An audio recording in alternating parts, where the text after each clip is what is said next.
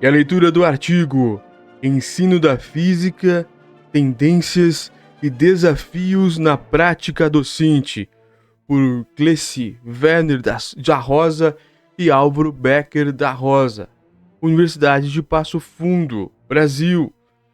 Introdução. Discutir o ensino da física na educação básica, ensino médio, na perspectiva da praxis pedagógica do professor de física, requer, o princípio, uma reflexão sobre os propósitos e a que a educação se propõe. Desde as sociedades antigas até as contemporâneas, a educação como processo de mediação sistematizado recebe a denominação de educação escolar, apoiando suas bases em ações intencionais. Os conteúdos escolares decorrentes dos conhecimentos historicamente acumulados pela humanidade passam a ser elementos integrantes desta ação intencional, mas não o único, encontrando no ato didático-pedagógico um importante aliado. Reis, 2000, mostra que, abre aspas, a ação pedagógica escolarizada, quando consciente, não poderá, pois, distanciar-se da intenção política do tipo de ser humano que a educação pretende promover, para que não incorra na arbitrariedade pedagógica e apolítica do ato educativo. Fecha. Página 14.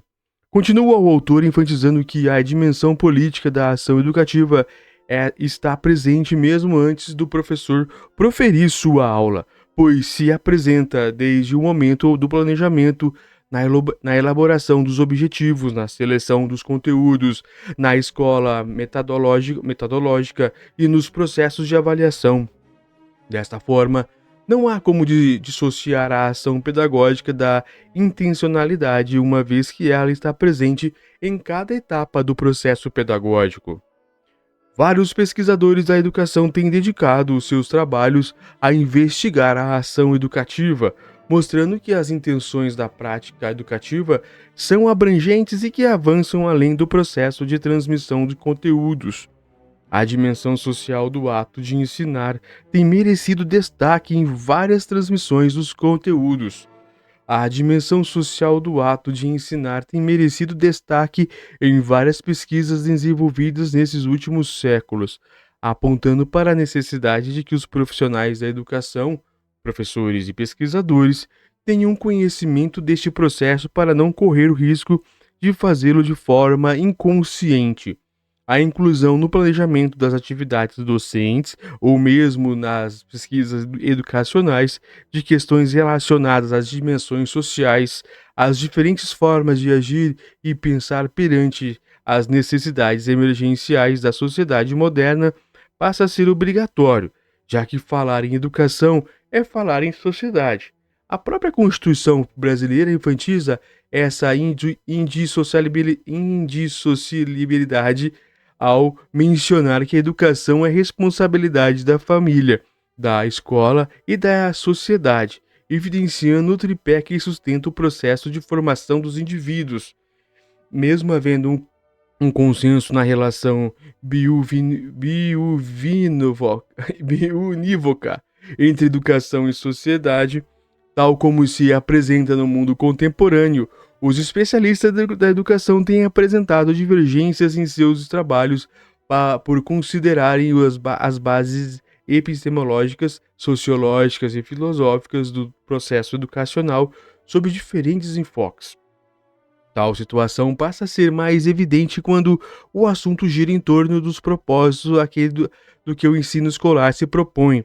A expressão ensinar para quê assume o carro-chefe das discussões, evidenciando que mesmo perante as inúmeras pesquisas e avanços nas chamadas ciências da educação, a questão continua em aberto.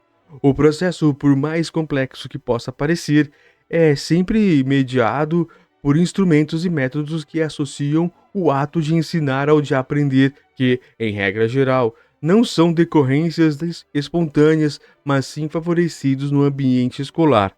A ação pedagógica requer, acima de tudo, profissionais comprometidos com o que Saviani, 1996, considera saberes que todo educador deve ensinar: o saber atitudinal, relacionado ao domínio da disciplina, pontualidade, organização, entre outros, ou saber crítico contextual, referente ao retrato sociocultural da sociedade no qual a tarefa educativa se insere, o saber didático curricular associado ao domínio das formas de organização e realização da atividade educativa e os saberes específicos e pedagógicos, referentes aos conhecimentos específicos que integram cada disciplina curricular e as teorias educacionais relacionadas ao processo ensino-aprendizagem.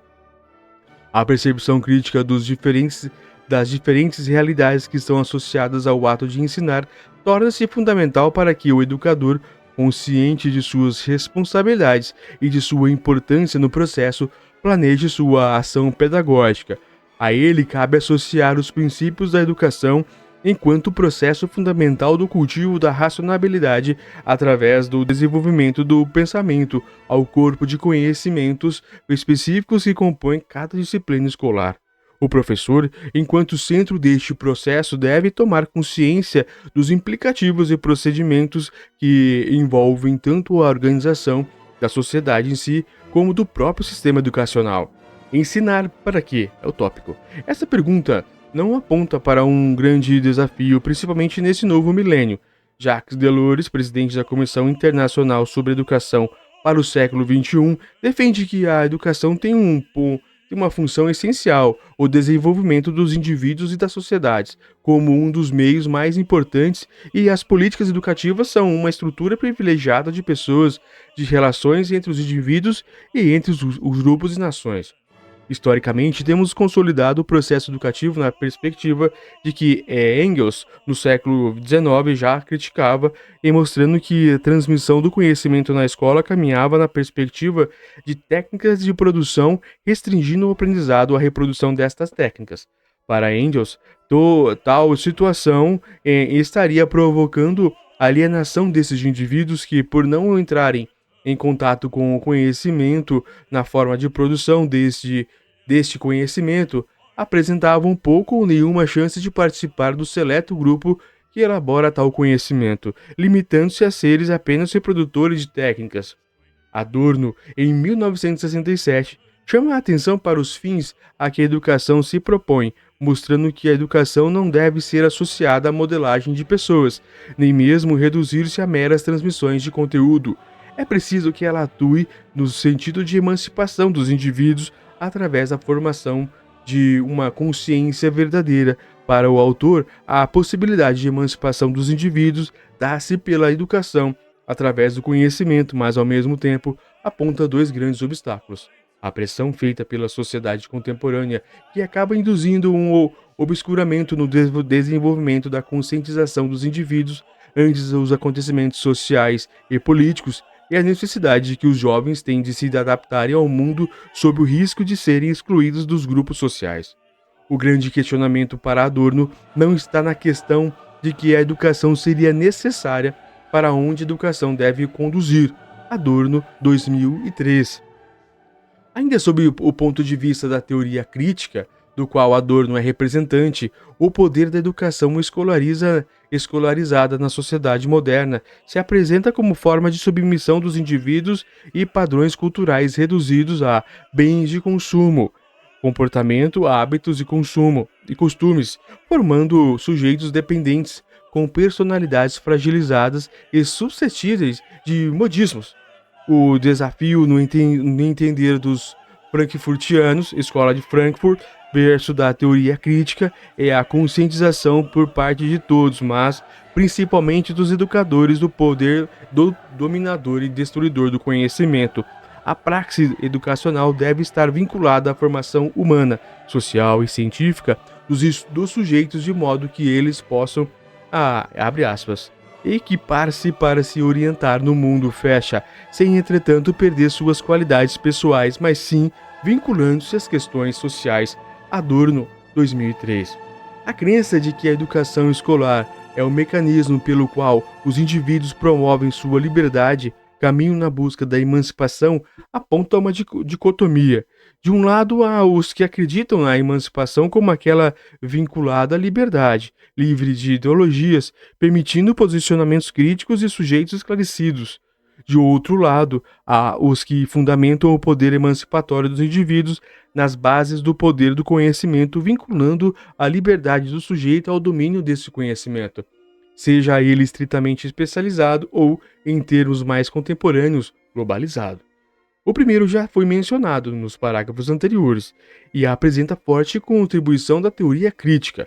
O segundo aspecto vincula-se aos princípios neoliberais da sociedade capitalista moderna. Os autores que defendem a liberdade como decorrente do conhecimento, do papel de que este conhecimento representa no desenvolvimento das nações, principalmente perante os avanços científicos e tecnológicos, apontam para a necessidade de que o processo de ensino escolarizado sofra mudanças e rompa com os modelos tradicionais de ensino.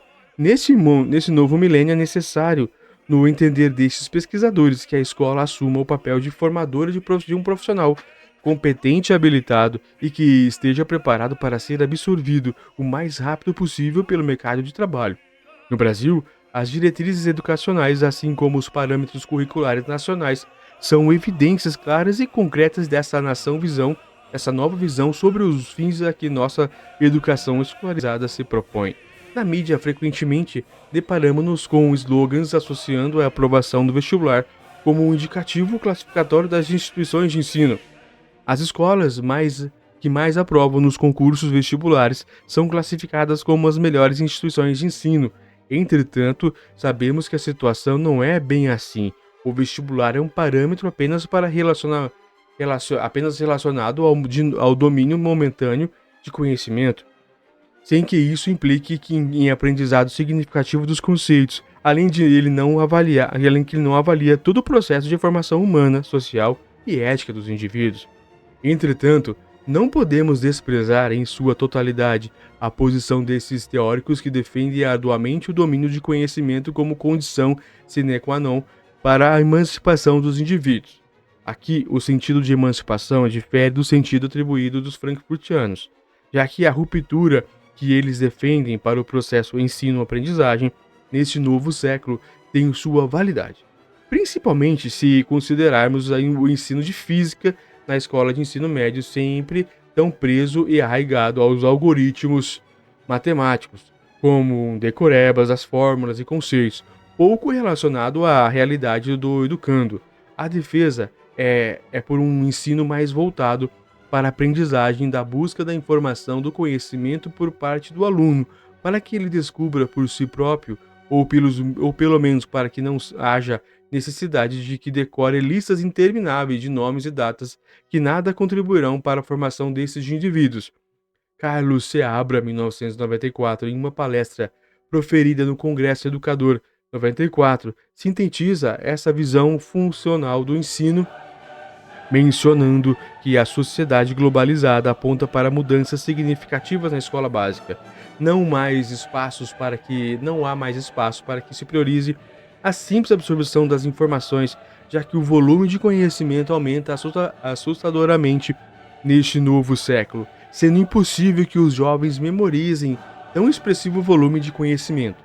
Para ele, ao invés de tentar se apropriar dessa gama imensa de conteúdos, é necessário que se aprenda a navegar por ela, mostrando também que a interdisciplinariedade contribui para a interação entre os conhecimentos das diferentes áreas, permitindo ao estudante interagir com as informações que antes eram esparsas e assim contribuir seu próprio conhecimento. O autor destaca que ao profissional do futuro, e o futuro já começou, cabe a tarefa de aprender, mencionando que executar tarefas repetidas caberá aos computadores e ao robô.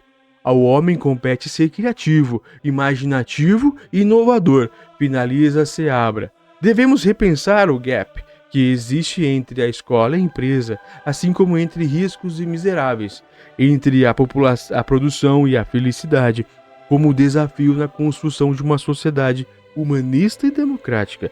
Neste processo, a educação tem papel determinante, como aponta Adam Schiff, Apud Seabra. a educação, abre aspas, a educação continua a ser de um dos métodos, talvez o principal, capazes de garantir ocupações criativas às pessoas estruturalmente desempregadas. Fecha.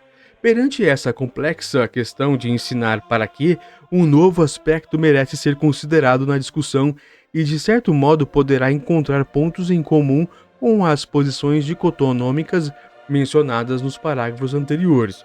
Ensinar a pensar. Sem querer recuperar a polêmica instaurada através do resgate de verbetes mencionadas, podemos amenizar tais discursos se considerarmos que os fins que a educação escolar pode e deve estar centrada é vinculada à construção dos mecanismos que favoreçam ao estudante experimentar e desenvolver o pensamento. Este pode ser considerado como um elemento fundamental para a emancipação dos indivíduos e um dos propósitos a que o ensino-aprendizagem deve dar prioridade, buscando uma forma verdadeira e correta de pensar. Tópico: Objetivos do ensino da física na escola básica, o ensino médio. André Tribergen identifica no sistema educacional francês a problemática do ensino da física semelhante ao encontrado no sistema brasileiro. O estudo do pesquisador francês está relacionado aos propósitos a que o ensino da física se destina na educação básica, especialmente no ciclo desta etapa, o que em nosso sistema pode ser identificado como o ensino médio. Para ele, um dos maiores problemas do ensino obrigatório é o reconhecimento dos objetivos gerais e específicos do ensino da física que permitem responder às diferentes finalidades do processo de formação dos indivíduos, tanto que diz respeito ao social, ao cultural e ao profissional. Nesse sentido, a escolha do curso superior.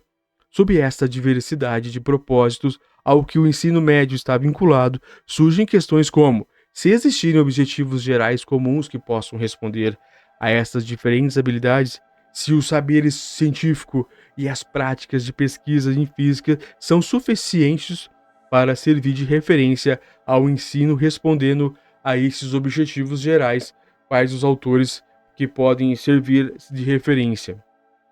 Em outras palavras, como podemos construir um do ensino de que comporte tais elementos considerados necessários e úteis para educando, sejam quais forem as suas opções superiores. Tibergen mostra que, diferentemente do que ocorre em matemática, na física, a existência de um núcleo comum é pouco reconhecida socialmente em matemática. Esse núcleo sofre certas posições quanto ao seu conteúdo, quanto à possibilidade de sua existência a um consenso social. O caso da física é diferente, já que seu ensino na escola básica é recente. Este talvez seja argumento suficiente para justificar a falha de consenso social sobre quais elementos possam servir de referência no momento de compor o ensino dessa disciplina na escola básica. A situação aponta para a necessidade de explicar as finalidades do ensino da física na educação básica, particularmente no ensino médio, já que a seleção dos conteúdos, a metodologia utilizada, o enfoque abordado, entre outros elementos que constituem a ação pedagógica do professor, estão apoiados nessas finalidades e os objetivos que estão estabelecidos por este nível do ensino. Mas, quais seriam esses objetivos?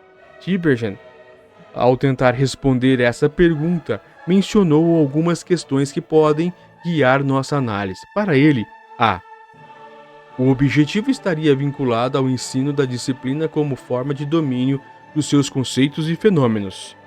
Letra B. A física seria ensinada como um instrumento para outros fins dados explicitamente. Por exemplo, formar cidadãos esclarecidos, conscientes, etc.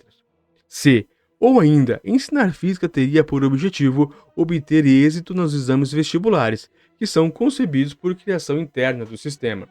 O autor acrescenta que uma análise mais específica das finalidades propostas nos programas atuais de física nas escolas evidencia a lógica descrita acima, pois no quadro dos objetivos gerais da educação, o ensino da física nas escolas é construído para responder às exigências como construir a formação comum e que os estudantes recebem como forma de cultura geral, de apropriação de conhecimento, de desenvolvimento de qualidades associadas à observação, à análise, à imaginação e à habilidade manual. Letra B. Embasamento para aqueles que desejam se orientar na direção da aquisição de uma qualificação profissional determinada, permitindo que, no momento oportuno, tais estudantes apresentem uma bagagem científica indispensável para a pretensão dos estudos científicos. O diagnóstico aponta para uma preocupante situação ao constatar que a finalidade do ensino da física na escola básica ainda parece não estar bem explicada para especialistas em educação. Pesquisadores da área de ensino ciências física têm evidenciado a necessidade de que tais objetivos sejam claramente apontados e definam em melhor proporção o ensino desta disciplina. Tópico: o processo ensino-aprendizagem, a contribuição da psicologia. A psicologia, através das teorias de aprendizagem, oferece um importante viés pelo qual podemos refletir o ensino da física, principalmente na perspectiva das dificuldades apresentadas pelos estudantes na compreensão dessa ciência. Mesmo que a referência da psicologia sejam os estudos voltados para o processo de aprendizagem, através das teorias de aprendizagem, é importante destacar que, a nosso ver, elas acabam influenciando outros aspectos relacionados ao ensino, como as categorias e metodologias utilizadas no ensino, bem como influenciam os materiais instrucionais mesmo, elaborados e empregados no ensino. Assim, discutir o ensino da física não exime da necessidade de refletir o papel que as teorias de aprendizagem vêm exercendo nessa área. Silva, 2004. Se menciona que o sistema educacional brasileiro, na metade do século XX, estava sob forte influência do sistema americano de educação, segundo o qual as escolas eram vistas como empresas, em que elas especificavam as características de seu produto e que os resultados pretendiam obter, estabelecendo métodos para obtê-los de forma precisa. Nesse sentido, fala-se em priorizar estudos no sistema educacional, impregnado essa visão nos diferentes mecanismos que envolvem o processo ensino-aprendizagem, desde os primeiros instrucionais, como os livros didáticos e manuais de ensino, muito frequentes na época, até os métodos de ensino utilizados em sala de aula. O termo vigente na época nos Estados Unidos e, consequentemente, no Brasil, era instrução programada, o reforço positivo, cujos enfoques dominaram o ensino nas diferentes disciplinas curriculares, inclusive no ensino da física. A situação esteve presente no sistema educacional brasileiro nas décadas de 1960 e 1970, nos quais muitos professores que atuam hoje no ensino, principalmente nas universidades brasileiras, tiveram sua formação. A teoria da aprendizagem que imperava no sistema educacional foi proposta por Skinner, psicólogo americano que apoiava seus pressupostos na valorização dos mecanismos que resultariam no comportamento observável dos indivíduos, não observável dos meninos, não considerando o que ocorre na mente desses indivíduos. Para ele, a aprendizagem ocorre devido ao reforço, à repetição. Desta forma, o ensino deveria criar condições para que as respostas fossem dadas inúmeras vezes.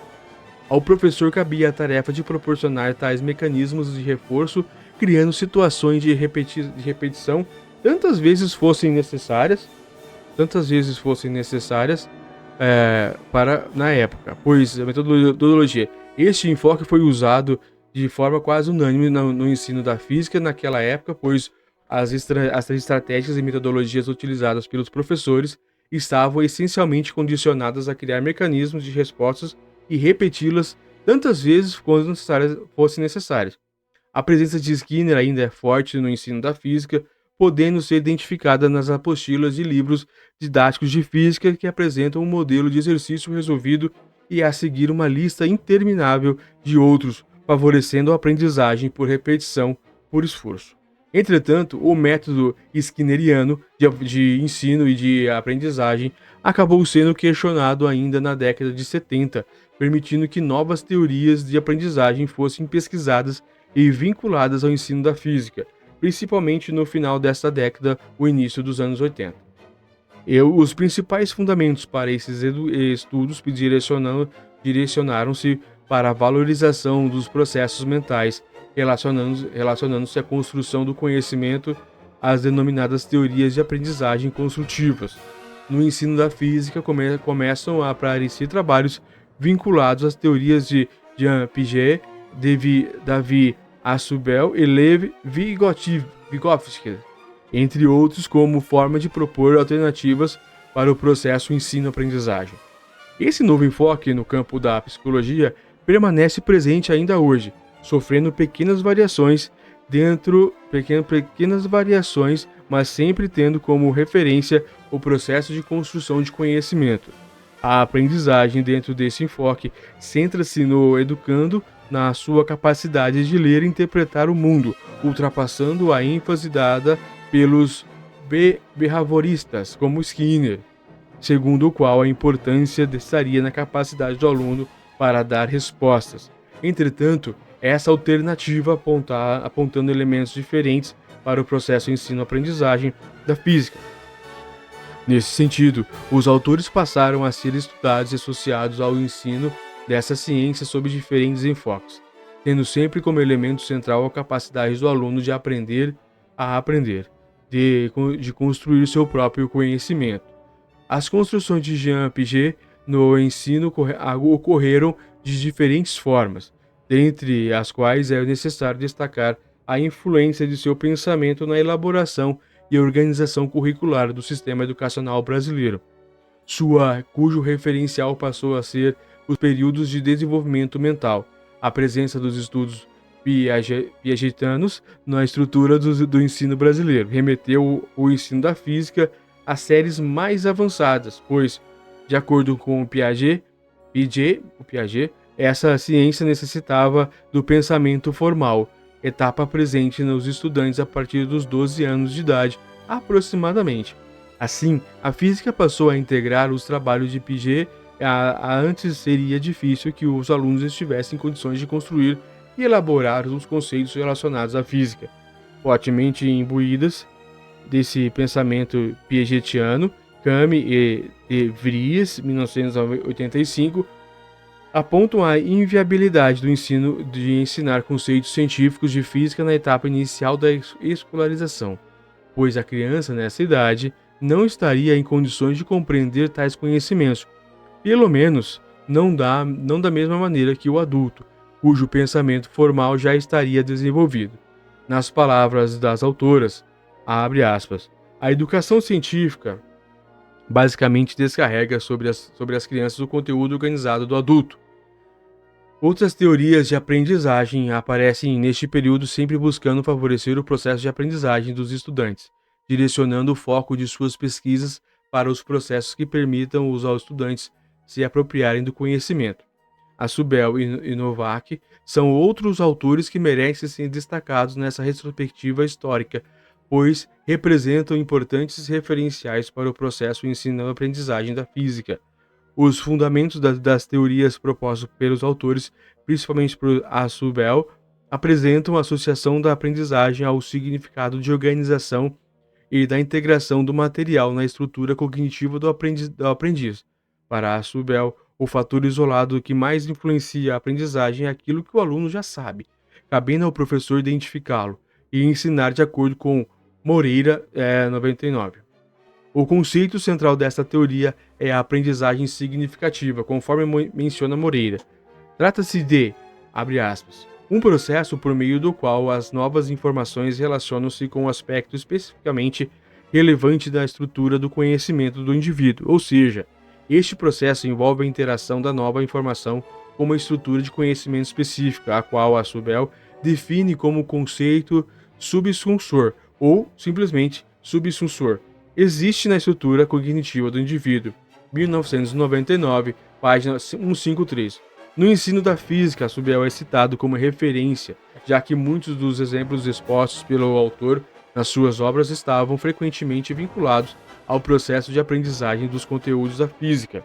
Essa identificação de Assubel para a aprendizagem dos conceitos e fenômenos da física levou vários pesquisadores desta área de ensino a considerarem a teoria assubeliana nos seus estudos. Moreira, por exemplo, apoiou suas pesquisas na aprendizagem significativa, ideia decorrente da teoria assubeliana, possibilitando uma importante reflexão do ensino da física no Brasil, nos últimos anos. O pesquisador, através de seus estudos e publicações, delineou uma nova perspectiva para o ensino da física, tendo como referência a aprendizagem significativa, segundo a qual há necessidade de se considerar a existência de informações na estrutura cognitiva do aprendiz para que as novas informações sejam apoiadas nessas estruturas. Moreira, 1999, ilustra a situação mencionando que os conceitos do campo da física, campo e força, por exemplo, já existem na estrutura cognitiva do aluno e que deverão servir de âncora subsunsores para as discussões sobre os conceitos de força e campo nas suas diferentes variações. Essas informações que já existem podem ser principalmente ideias, mesmo intuitivas, lembra Moreira, porém, na medida em que os novos conceitos forem sendo apreendidos de maneira significativa, resultará no conhecimento e na elaboração dos conceitos subsunsores iniciais, isto é, abre aspas, os conceitos de força e campo ficariam mais elaborados, mais inclusivos e mais capazes de servir de subsunsores para as novas informações relativas à força e campo, ou correlatos. 1999, página 153. Recentemente, os trabalhos de Vygotsky chegaram ao Brasil e passaram a influenciar estudos na área do ensino da física. Os princípios que fundamentam a teoria de Vygotsky estão associados à influência do social no processo de aprendizagem, diferenciando-se de outros construtivistas, como Piaget, por apresentar o contexto social e cultural no qual o aprendiz está inserido, como fator determinante na sua aprendizagem, principalmente quando relacionado à aprendizagem escolar, um dos pilares que sustenta a teoria vigotskiana, que influencia a opção por sua adoção nos estudos relacionados ao ensino da física, é a asserção de que os processos mentais superiores do indivíduo têm origem em processos sociais. Moreira, 1999. Como decorrência desta visão, o processo de formação de conceitos, fundamental para a aprendizagem escolar, sobre a influência direta do meio social e cultural no qual o indivíduo está inserido. Nesse sentido, os conhecimentos prévios que os alunos trazem para a escola são elementos primordiais para a discussão e posterior apropriação pelos educandos dos conhecimentos científicos próprios do ambiente escolar. Faz-se necessário acrescentar que a teoria de Vygotsky mostra uma aproximação com as teorias críticas de educação, apresentando suas raízes no marxismo, considerando o novo dimensionamento que vem sendo dado ao ensino nesses últimos anos, o qual aponta para a necessidade de que o conhecimento desenvolvido em ambiente escolar avance mais no sentido de proporcionar uma formação crítica e humana dos indivíduos. Vygotsky, desta forma, passou a ser mencionado com frequência nas pesquisas relacionadas à educação de um modo geral, ao ensino de física de um modo particular. O processo ensino-aprendizagem, a dimensão epistemológica. Do ponto de vista da construção do conhecimento científico, a história da ciência tem mostrado que o ensino da física sofre mudanças significativas no seu percurso, dependendo das bases nas quais os pesquisadores buscam seus fundamentos, a reflexão sobre o processo de produção das teorias científicas. Requer primeiramente discutir o que entende por ciência. De acordo com Aurélio Ferreira, 1988, ciência é o conhecimento, conjunto organizado de conhecimentos relativos a um determinado objeto, especialmente obtidos mediante a observação, experiência dos fatos e um método próprio, somados conhecimentos humanos considerados em conjunto. Na perspectiva de Ernest Cassirer, ciência é a criação humana, aspectos da humanidade do homem. Entretanto, não se trata de definir ciências, mas de compreender sua constituição e sua operacionalização. Nesse aspecto, discute-se o processo de aprendizagem de conhecimento científico de modo a evidenciá-lo como uma atividade humana e historicamente contextualizada a que se refere presença o processo ensino-aprendizagem. Ao longo da história, percebe-se correntes e pensamentos diferentes, concorrendo na busca por validar esses conhecimentos científicos, entre as quais duas têm se destacado, o empirismo e o racionalismo. Tais correntes filosóficas têm liderado o rol de ensaios produzidos nos últimos anos no que se concerne ao ensino da física.